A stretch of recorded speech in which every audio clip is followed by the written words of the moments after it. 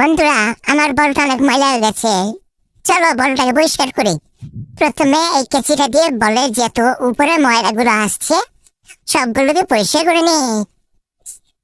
ভালো করে পরিষ্কার করে নিতে হবে।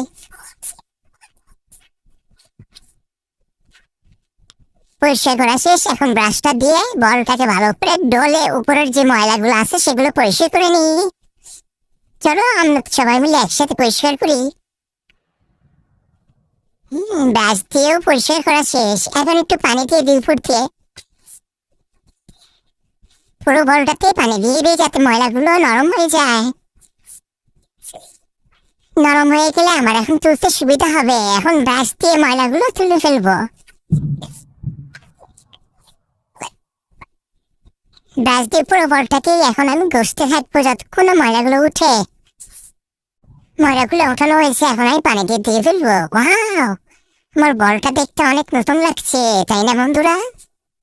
পুরো বলটাকে এখন পানি দিয়ে ফেললাম। বলটা তো ভিজে গেছে, এখন একটু টিস্যু দিয়ে শুকিয়ে নি।